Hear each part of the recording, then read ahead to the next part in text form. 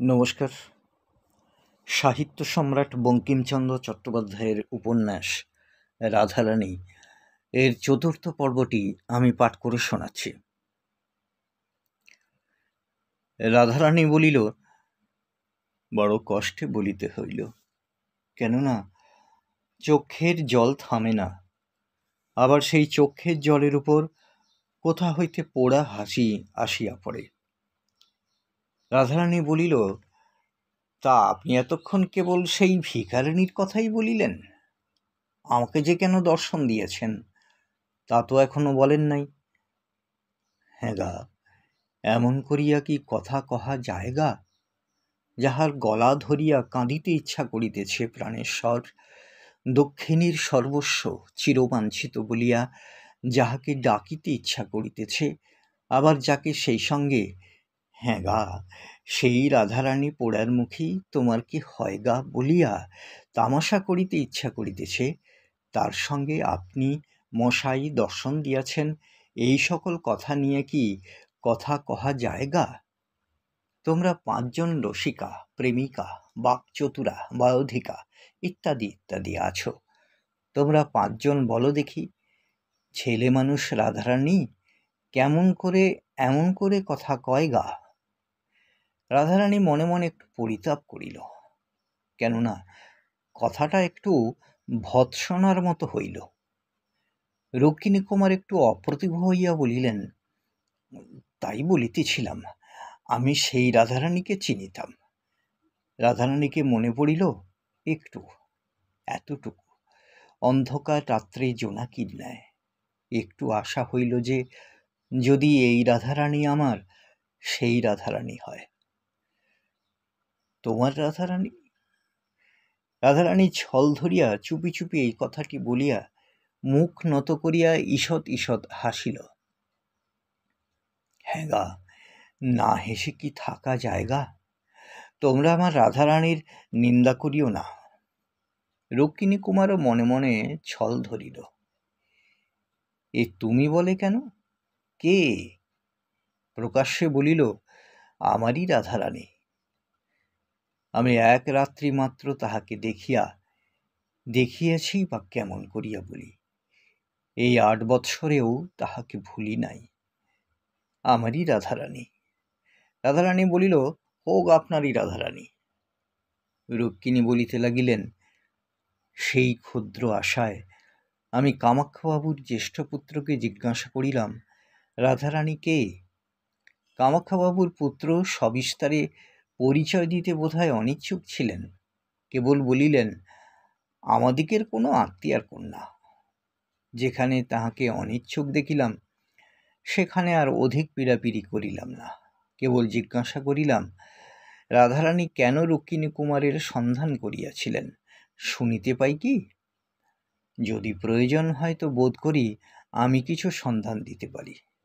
আমি এই কথা বলিলে তিনি বলিলেন, কেন রাধারানী রুক্মিণী কুমারকে খুঁজিয়াছিলেন তাহা আমি সবিশেষ জানি না, আমার পিতৃঠাকুর জানিতেন, বোধ করি আমার ভগিনীও জানিতে পারেন। যেখানে আপনি সন্ধান দিতে পারেন বলিতেছেন, সেখানে আমার ভগিনীকে জিজ্ঞাসা করিয়া আসিতে হইতেছে। এই বলিয়া তিনি উঠিলেন। প্রত্যাগমন করিয়া তিনি আমাকে যে পত্র দিলেন সেই পত্র আপনাকে দিয়াছি। তিনি আমাকে সেই পত্র দিয়া বলিলেন, আমার ভগিনী সবিশেষ কিছু ভাঙিয়া চুরিয়া বলিলেন না, কেবল এই পত্র দিলেন, আর বলিলেন যে এই পত্র লইয়া তাহাকে স্বয়ং রাজপুরে যাইতে বলুন। রাজপুরে যিনি অন্নসত্র দিয়াছেন তাহার সঙ্গে সাক্ষাৎ করিতে বলিবেন। আমি সেই পত্র লইয়া আপনার কাছে আসিয়াছি। কোনো অপরাধ করিয়াছি কি? রাধারানী বলিল, জানি না, বোধ হয় যে আপনি মহাভ্রমে পতিত হইয়া এখানে আসিয়াছেন। আপনার রাধারানী কে তাহা আমি চিনি না, বলিতে পারিতেছি না। সে রাধারানীর কথা কি শুনিলে বলিতে পারি, আমা হইতে তাহার কোনো সন্ধান পাওয়া যাইবে কিনা। রুক্মিণী সেই রথের কথা সবিস্তারে বলিলেন, কেবল নিজদত্ত অর্থ বস্ত্রের কথা কিছু বলিলেন না। রাধারানী বলিলেন, স্পষ্ট কথা মার্জনা করিবেন। আপনাকে রাধারানীর কোনো কথা বলিতে সাহস হয় না, কেননা আপনাকে দয়ালু লোক বোধ হইতেছে না। যদি আপনি সেরূপ দয়ার্দ্রচিত্ত হইতেন, তাহা হইলে আপনি যে ভিখারি বালিকার কথা বলিলেন, তাহাকে অমন দুর্দশাপন্ন দেখিয়া অবশ্য তার কিছু আনুকূল্য করিতেন। কই, আনুকূল্য করার কথা তো কিছু আপনি বলিলেন না। রুক্মিণীকুমার বলিলেন, আনুকূল্য বিশেষ কিছুই করিতে পারি নাই। আমি সেদিন নৌকাপথে হ্রদ দেখিতে আসিয়াছিলাম, পাছে কেহ জানিতে পারে, এই জন্য ছদ্মবেশে রুক্মিণীকুমার রায় পরিচয়ে লুকাইয়া আসিয়াছিলাম। অপরাহ্নে ঝড় বৃষ্টি হওয়ায় বোটে থাকিতে সাহস না করিয়া একা তটে উঠিয়া আসিলাম। সঙ্গে যাহা অল্প ছিল তাহা রাধারানীকেই দিয়াছিলাম, কিন্তু সে অতি সামান্য। পরদিন প্রাতে আসিয়া উহাদিগের বিশেষ সংবাদ লইব মনে করিয়াছিলাম, কিন্তু সেই রাত্রে আমার পিতার পীড়ার সংবাদ পাইয়া তখনই আমাকে কাশী যাইতে হইল। পিতা অনেক দিন রুগ্ন হইয়া রহিলেন। কাশী হইতে প্রত্যাগমন করিতে আমার বৎসরাধিককাল বিলম্ব হইল। বৎসর পরে আমি ফিরিয়া আসিয়া আবার সেই কুটিরের সন্ধান করিলাম, কিন্তু তাহাদিগের আর সেখানে দেখিলাম না। একটি কথা জিজ্ঞাসা করিতে ইচ্ছা করিতেছে। বোধহয় সেই রথের দিন নিরাশ্রয়ে বৃষ্টি বাদলে আপনাকে সেই কুঠিরেই আশ্রয় লইতে হইয়াছিল। আপনি কতক্ষণ সেখানে অবস্থিতি করিলেন? অধিকক্ষণ নহে। আমি যাহা রাধারানীর হাতে দিয়াছিলাম তাহা দেখিবার জন্য রাধারানী আলো জ্বালিতে গেল। আমি সেই অবসরে তাহার বস্ত্র কিনিতে চলিয়া আসিলাম। আর কি দিয়া আসিলেন? আর কি দিব? একখানি ক্ষুদ্র নোট ছিল, তাহা কুটিরে রাখিয়া আসিলাম। নোটখানি ওরূপে দেয়া বিবেচনাসিদ্ধ হয় নাই। তাহারা মনে করিতে পারে আপনি নোটখানি হারাইয়া গিয়াছেন। না, আমি পেন্সিলে লিখিয়া দিয়াছিলাম রাধারানীর জন্য। তাহাতে নাম স্বাক্ষর করিয়াছিলাম রুক্মিণীকুমার রায়। যদি সেই রুক্মিণীকুমারকে সেই রাধারানী অন্বেষণ করিয়া থাকে, এই ভরসায় বিজ্ঞাপনটি তুলিয়া রাখিয়াছিলাম। তাই বলিতেছিলাম, আপনাকে দয়ার্দ্রচিত্ত বলিয়া বোধ হয় না। যে রাধারানী আপনার শ্রীচরণ দর্শন জন্য এইটুকু বলিতেই আহ, ছি ছি রাধারানী, ফুলের কুঁড়ির ভিতর যেমন বৃষ্টির জল ভরা থাকে, ফুলটি নিচু করিলেই ঝরঝর করিয়া পড়িয়া যায়, রাধারানী মুখ নত করিয়া এইটুকু বলিতেই তাহার চোখের জল ঝরঝর করিয়া পড়িতে লাগিল। অমনি যেদিকে রুক্মিণীকুমার ছিলেন সেই দিকের মাথার কাপড়টা বেশি করিয়া টানিয়া দিয়া সে ঘর হইতে রাধারানী বাহির হইয়া গেল। রুক্মিণীকুমার বোধহয় চোখের জলটুকু দেখিতে পান নাই, কি পাইয়াই থাকিবেন বলা যায় না। বাহিরে আসিয়া মুখে চক্ষে জল দিয়া অশ্রুচিহ্ন বিলুপ্ত করিয়া রাধারানী ভাবিতে লাগিল। ভাবিল, ইনি তো রুক্মিণীকুমার, আমিও সেই রাধারানী। দুইজনে দুইজনের জন্য মন তুলিয়া রাখিয়াছি। এখন উপায়? আমি যে রাধারানী তা উহাকে বিশ্বাস করাইতে পারি। তারপর উনি কি জাতি তা কে জানে। জাতিটা এখনই জানিতে পারা যায়, কিন্তু উনি যদি আমার জাতি না হন, তবে ধর্মবন্ধন ঘটিবে না, চিরন্তনের যে বন্ধন তাহা ঘটিবে না, প্রাণের বন্ধন ঘটিবে না। তবে আর উহার সঙ্গে কথায় কাজ কি? না হয় এ জন্মটা রুক্মিণীকুমার নাম জপ করিয়া কাটাইব। এতদিন সেই জপ করিয়া কাটাইয়াছি, জোয়ারের প্রথম বেগটা কাটিয়া গিয়াছে। বাকি কাল কাটিবে নাকি? এই ভাবিতে ভাবিতে রাধারানীর আবার নাকের পাটা কাঁপিয়া উঠিল, ঠোঁট দুখানা ফুলিয়া উঠিল, আবার চোখ দিয়া জল পড়িতে লাগিল। আবার সেই জল দিয়া মুখ চোখ ধুইয়া টোয়ালিয়া দিয়া মুছিয়া ঠিক হইয়া আসিল। রাধারানী আবার ভাবিতে লাগিল, আচ্ছা, যদি আমার জাতি হন তাহলেই বা ভরসা কি? উনি তো দেখিতেছি বয়ঃপ্রাপ্ত কুমার। কুমার এমন সম্ভাবনা কি? তা হলেনি বা বিবাহিত? না না, তা হইবে না। নাম জপ করিয়া মরি, সে অনেক ভালো। সতীনে সহিতে পারিব না। তবে এখন কর্তব্য কি? জাতির কথাটা জিজ্ঞাসা করিয়াই কি হইবে?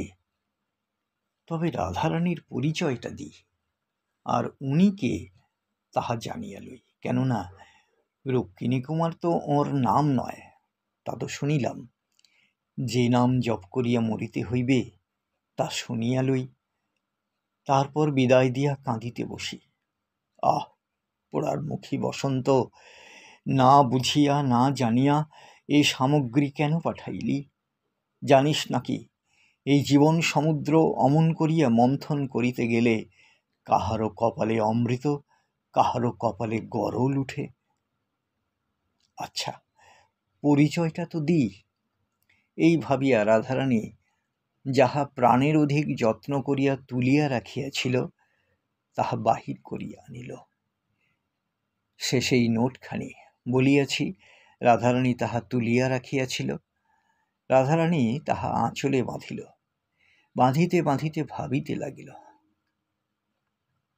আচ্ছা, যদি মনের বাসনা পরিবার মতনই হয়, তবে শেষ কথাটা কি বলিবে? এই ভাবিয়া রাধারানী আপনা আপনি হাসিয়া উটপাট হইল। আহ, ছি ছি ছি ছি, তা তো আমি পারিব না। বসন্তকে যদি আনাইতাম ভালো, উহাকে এখন দুদিন বসাইয়া রাখিয়া বসন্তকে আনাইতে পারিব না? উনি না হয় সেই দুদিন আমার লাইব্রেরি হইতে বহি লইয়া পড়ুন না, পড়াশোনা করেন নাকি? ওরই জন্যে তো লাইব্রেরি করিয়া রাখিয়াছি। তা যদি 2 দিন থাকিতে রাজি না হন, উহার যদি কাজ থাকে, তবে কি হবে? ওতে আমাতেই সে কথাটা কি হবে? ক্ষতি কি? ইংরেজের মেয়ের কি হয়? আমাদের দেশে তাতে নিন্দা আছে। তা আমি দেশের লোকের নিন্দার ভয়ে কোন কাজটাই করি। এই যে 19 বৎসর বয়স পর্যন্ত আমি বিয়ে করলাম না, এতে কে না কি বলে? আমি তো বুড়া বয়স পর্যন্ত কুমারী। তা এই কাজটাও না হয় ইংরেজের মেয়ের মতো হইল। তারপর রাধারানী বিষণ্ণ মনে ভাবিল, তা যেন হলো, তাতেও বড় গোল। মোমবাতিতে গড়া মেয়েদের মাঝখানে প্রথাটা এই যে পুরুষ মানুষেই কথাটা পারিবে। ইনি যদি কথাটা না পারেন তবে তবে হে ভগবান, বলিয়া দাও কি করিব। লজ্জাও তুমি গড়িয়াছ, যে আগুনে আমি পুড়িতেছি তাহাও তুমি গড়িয়াছ। এ আগুনে সে লজ্জা কি পুড়িবে না? তুমি এই সহায়হীনা অনাথাকে দয়া করিয়া পবিত্রতার আবরণে আমাকে আবৃত করিয়া লজ্জার আবরণ কাড়িয়া লও। তোমার কৃপায় যেন আমি এক দণ্ডের জন্য মুখরা হই। ভগবান বুঝি সে কথাও শুনিলেন। বিশুদ্ধ চিত্তে যাহা বলিবে তাহাই বুঝি তিনি শুনেন। রাধারানী মৃদু হাসি হাসিতে হাসিতে গজেন্দ্র গমনে রুক্মিণী কুমারের নিকট আসিয়া উপস্থিত হইলেন। রুক্মিণী কুমার তখন বলিলেন, আপনি আমাকে বিদায় দিয়াও যান নাই। আমি যে কথা জানিবার জন্য আসিয়াছি তাহাও জানিতে পারি নাই, তাই এখনো যাই নাই। আপনি রাধারানীর জন্য আসিয়াছেন, তাহা আমারও মনে আছে। এ বাড়িতে একজন রাধারানী আছে সত্য বটে, সে আপনার নিকট পরিচিত হইবে কি না সেই কথাটা ঠিক করিতে গিয়াছিলাম। তারপর রাধারানী তখন অল্প একটু হাসিয়া একবার আপনার পার দিকে চাহিয়া আপনার হাতের অলঙ্কার খুঁটিয়া সেই ঘরে বসানো একটি প্রস্তর নির্মিত নিয়বী প্রতিকৃতি পানে চাহিয়া রুক্মিণী কুমারের পানে না চাহিয়া বলিল, আপনি বলিয়াছিলেন রুক্মিণী কুমার আপনার যথার্থ নাম নহে। রাধারানীর যে আরাধ্য দেবতা তাহার নাম পর্যন্ত এখনো সে শুনিতে পায় নাই।